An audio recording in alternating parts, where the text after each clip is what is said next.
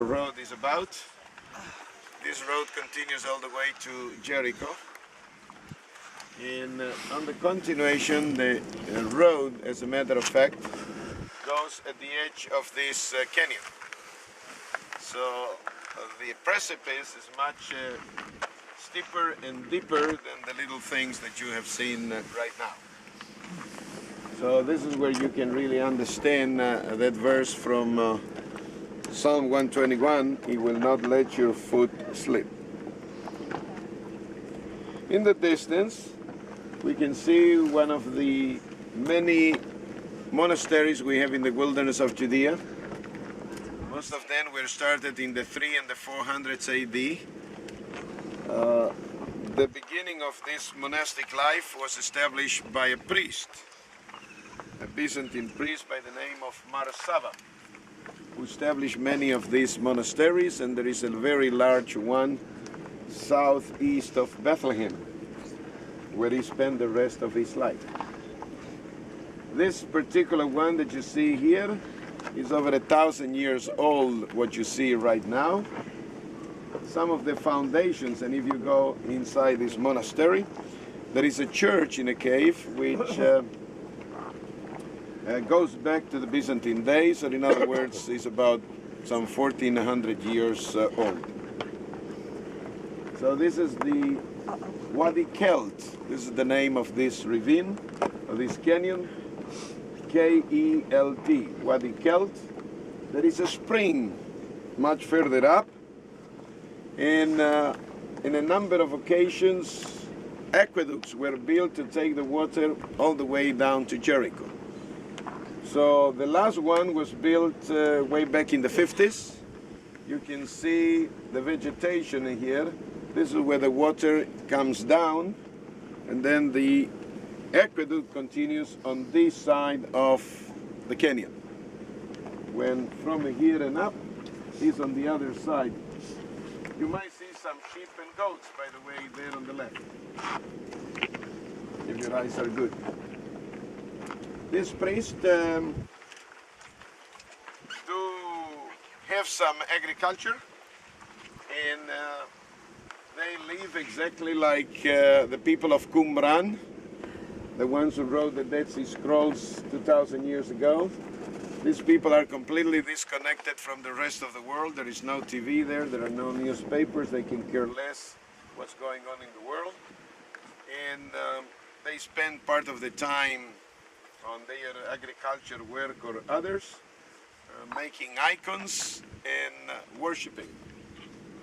Today there are not very many. In the good days were a few hundreds on each one of these monasteries. Today there are less than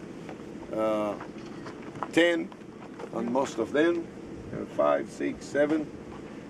In the past the monks were living in the caves, and they will come only for the works or the services to the monastery itself. So it's really a very unique style of life. They, this way, wanted to identify with the 40 days and the 40 nights that Jesus spent in the wilderness after his baptism. Look in the far distance, there is a military installation. Can you see the antennas? Mm-hmm. Yes. To the left-hand side, can you see that there is a wall on top of the hill? Yes. Yes? That wall is on what is known as the Hill of Temptation. From there you have a straight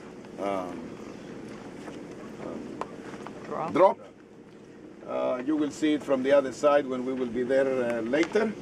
But from here we have a good view of the place believed to be the one where Jesus spent the 40 days and the 40 nights. Whether it was that one, the one to the right, the one to the left, really doesn't make any difference. This is the terrain. And now you can also understand the words in the Gospels when it says that Satan asked him to turn the stones into bread. When you look around, what is that you got? That's the only thing you got, stones. So now also that makes sense. In regards to the story of the Jericho Road that appears in the Gospel of Luke chapter 10, I mentioned to you yesterday that whenever a question was asked, has to do with a Jewish issue. So here we have this lawyer, and the issue in this particular case is, who is your neighbor? And so he answered well Jesus' question, but then he asked, but how I do know who is my neighbor? And then Jesus tells what is known as the story of the Good Samaritan. That story for sure happened many times. The first portion, where people were attacked here and were left on the road. I remember many years ago, driving from California to the Grand Canyon, after I crossed the Colorado River, I saw a sign that said, next services 100 miles. And Anna and me started praying that nothing will happen to the car in the next 100 miles, because we're going to do, that was long before the cellular phones were in existence. And so we managed to do the 100 miles without any problems. I believe that if Jesus was living in America, he will say, and a car was driving after the Colorado River on the way to the Grand Canyon and got stuck in the middle of the 100 miles. But in other words, he builds the story on the Jericho Road because everyone in the audience knew that this was a dangerous place, knew that these events can happen of people being attacked. And then he uses a very interesting technique that we use to this very day to teach our children. He says the man was attacked by the thieves and a priest came by. And I have heard many times that is thought, well, you know, the priests were all corrupted then and so they never cared. No. Permit me, and I hope that I will not offend my two good friends, and Janice, which is part of the family today, but I will say, and a preacher came by, a pastor came by. And everybody in the audience, of course, in their minds will say, well, the man was lucky. I mean, a pastor is coming by for sure. He will stop and help and take care of this person. But the pastor went down, went to his business. Well, maybe he was too busy. So, now comes the assistant pastor. And they say, well, the pastor was too busy, but now maybe the assistant pastor can help. And Jesus says, and also the Levi went by, didn't stop. And now he says, let's say that we are in the situation of today, and he says, and a Palestinian came by. And everybody was thinking, oh, sure, he will not stop to help a Jew that is on the road, forget about it. And the Samaritan, in those days, the relations between the Jews and the Samaritans were not the best, to say the least.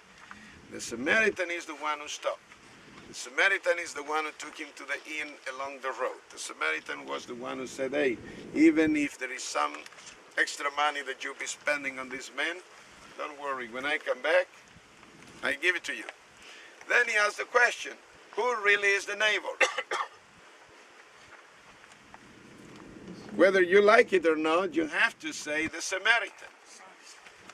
You have to say the Palestinian, whether you like it or not. And then Jesus goes and says, do likewise. Or in other words, what is the bottom line from a Jewish standpoint? That when we see somebody in need, we have always the tendency to think in our minds, well, he is not an Israeli. You know, he's from Africa. Let the Africans take care. He is from Asia. Take the Asians take care. Well, he is not a Jew. He's a Christian. Let the Christians take care. And Jesus is saying, when you see somebody in need, don't ask him who you are. Don't look if he's white, yellow, black. He's a human being. If we believe that we all come from the same couple, Adam and Eve, so we all have the same background. Somehow we are connected. We are distant family. And Jesus says, when you see somebody in need, go and help. That's the bottom line. If he would have said that from the very beginning, we always find an excuse. Well, now I am too busy, I don't have the money, I don't have the time. But when you tell a story the way that he did it, using this technique, you, in your own mind, come to the conclusion that the right one was the Samaritan. Tell a child, honey, baby, don't put the hand on the fire when he is 2 years old, because it will burn your hand. What is that the child is going to do? The first time that he sees fire, he will going to check whether you were right or wrong. But if you tell the child a story and you ask him, what is your conclusion? And he says, well, you shouldn't put the hand on the fire because then your hand will be burned. He will never do it. So this is an interesting technique that Jesus used in this case. And I hope that from now on, after you have been on a little bit of the Jericho Road, you can see the wilderness, you understand the background with Psalm 121. The story of the Jericho Road never will be the same. And the bottom line, whenever we find somebody along the road that needs help, let's help without checking who he is. He's a human being like us. Let's go and help. Thank you. I want to tell you a couple of funny things that happened to us.